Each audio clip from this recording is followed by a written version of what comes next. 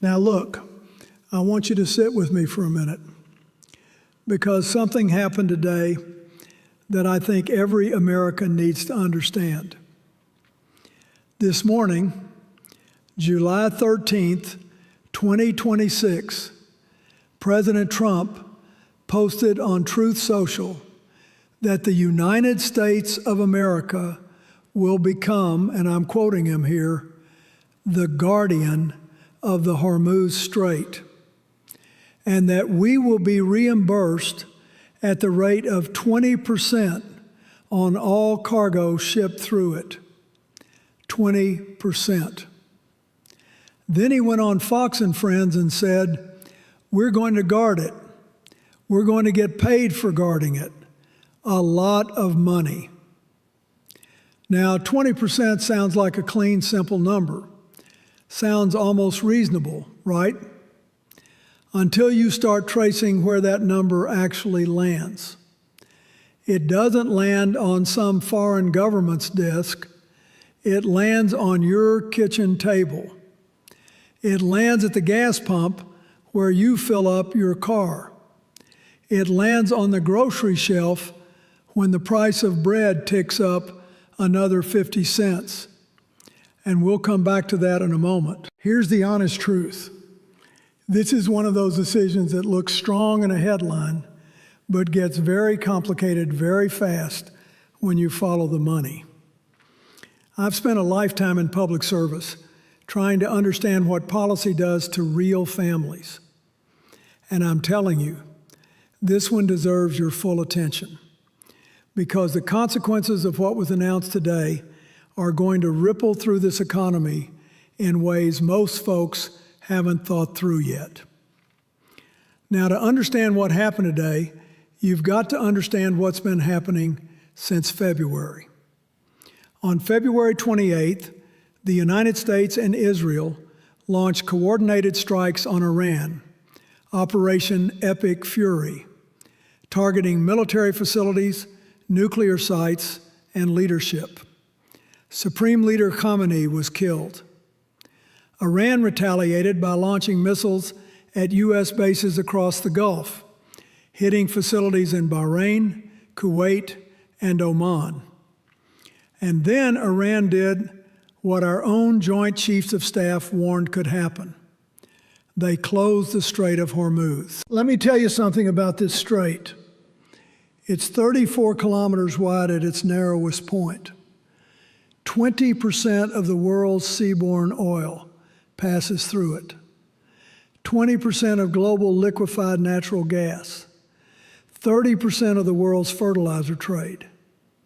When that strait closed, oil surged to $126 a barrel. The International Energy Agency called it the largest supply disruption in the history of the global oil market. Countries from the Philippines to Kenya to Sri Lanka went into emergency mode. Airlines canceled flights. Factories shut down. During my presidency, I dealt with Gulf crises.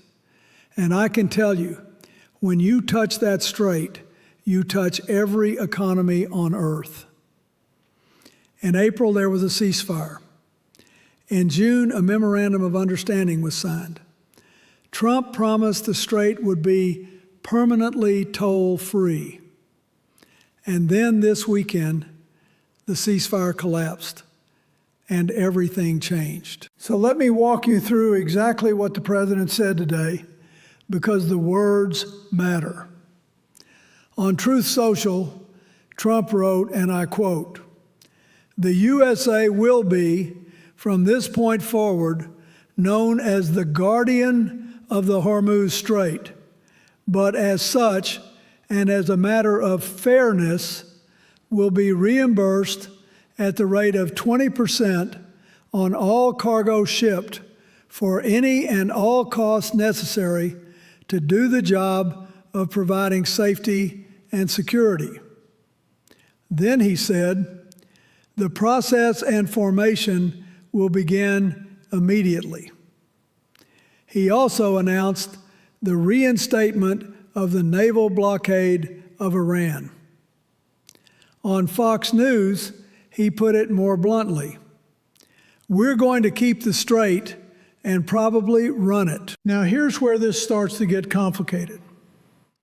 The Strait of Hormuz is an international waterway.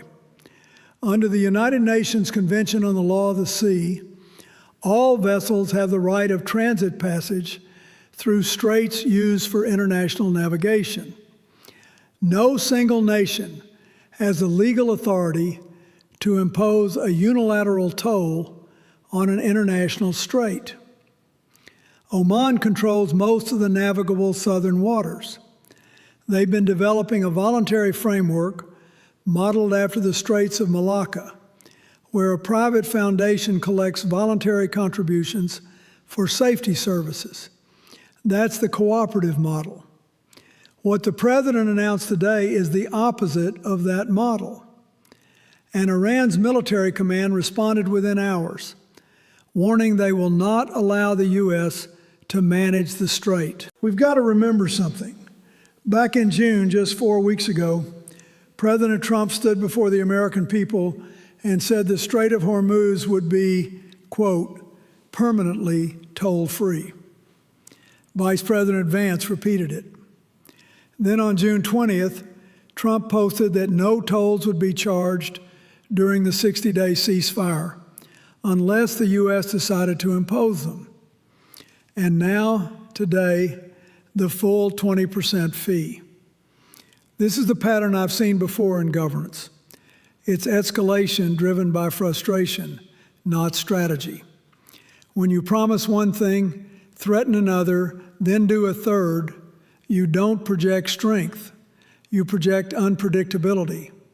And unpredictability in a crisis is dangerous. Here's what concerns me most. Before those February strikes, the Joint Chiefs of Staff briefed the president that an attack could prompt Iran to close the strait. He was warned. According to the Wall Street Journal, Trump told his team that Tehran would likely capitulate. They didn't. And now, 5 months later, we are in exactly the scenario the military told him to prepare for. When I was president, there were moments when my advisors told me things I didn't want to hear. And the discipline wasn't in ignoring them. The discipline was in listening. Now the president calls this a guardian angel arrangement. But let me ask you, since when does the guardian angel send you a bill? That phrase, guardian angel, it's branding. And branding doesn't lower the price of gasoline. Now let me tell you something about what this does to us on the world stage. For decades, the United States built the international order that keeps global trade flowing. We helped write the UN Convention on the Law of the Sea. We championed the principle that international waterways stay open to all nations. And today we put ourselves in a position uncomfortably close to the very behavior we condemned Iran for: controlling passage through international waters and charging for it. Russia and China already vetoed a UN Security Council resolution aimed at reopening the strait. Now we're handing them a propaganda gift. They'll say, "See, America doesn't want freedom of navigation. America wants a toll booth." Iran's military command warned today that any nation cooperating with the U.S. on this will be considered to be committing an act of war against Iranian sovereignty. Meanwhile, Oman had been building a legitimate legal framework, a voluntary fee structure modeled on the Malacca Strait, where coastal nations and shipping companies share costs cooperatively. Europe was studying it seriously. That was a multilateral path.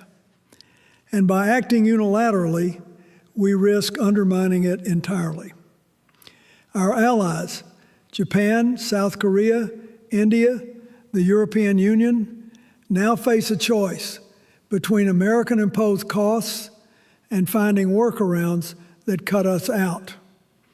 That doesn't strengthen alliances, it fractures them.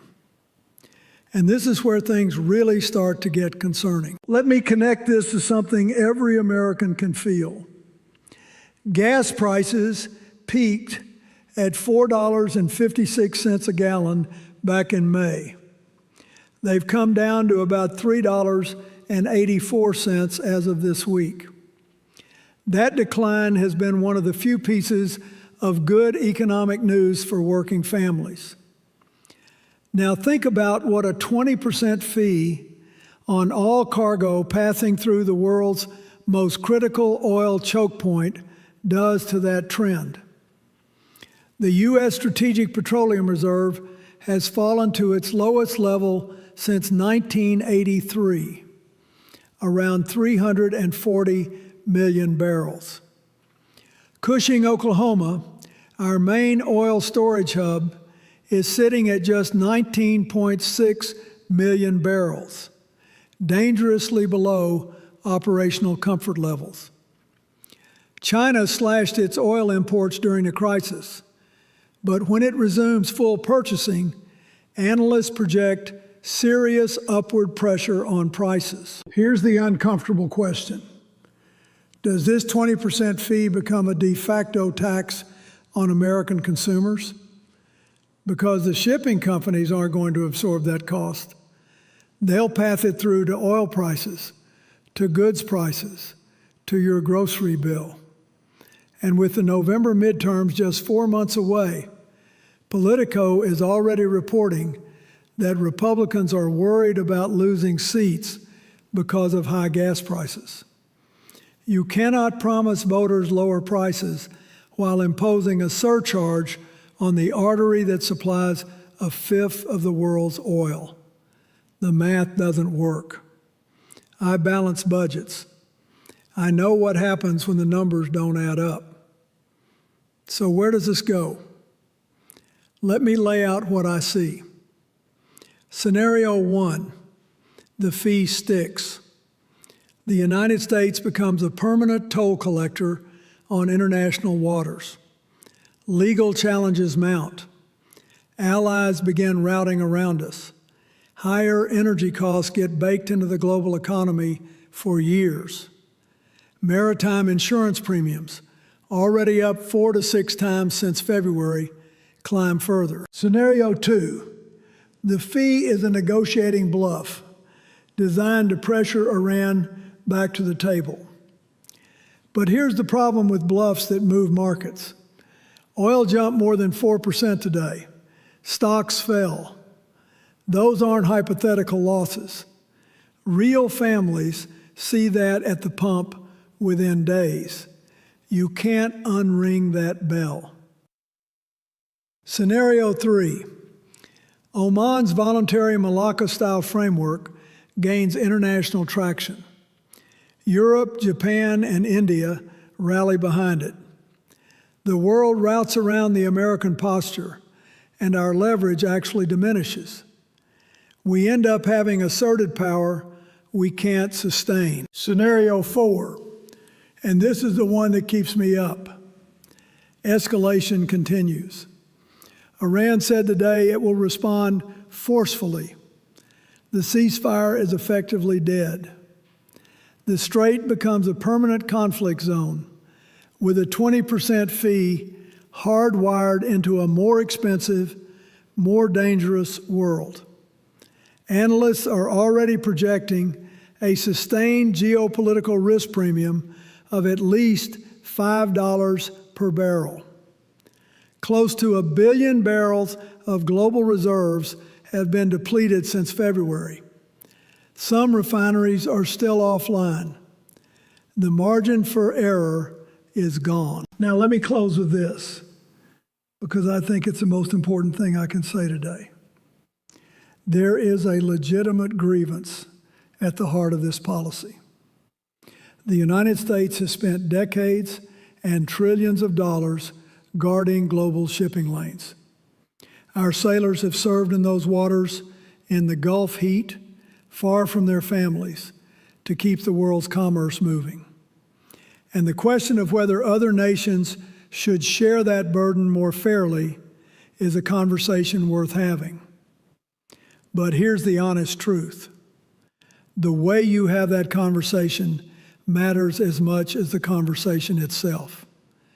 You have it through alliances, through treaties, through institutions. You don't have it through a social media post that moves global markets and alarms every ally you have. I believe in American leadership, not as a license to extract, but as a responsibility to build something better than what came before. The architecture for a better solution already exists. Oman's framework, the IMO discussions, the willingness of European nations to engage on shared costs. These are the building blocks of the kind of cooperative order that actually makes America safer and stronger. The question before us is simple. Do we want to be the nation that builds a system where costs and responsibilities are shared, or do we want to be the toll collector at the world's most volatile choke point? I know which America I believe in, and I'm asking you, regardless of which party you belong to demand the kind of leadership that believes in it too.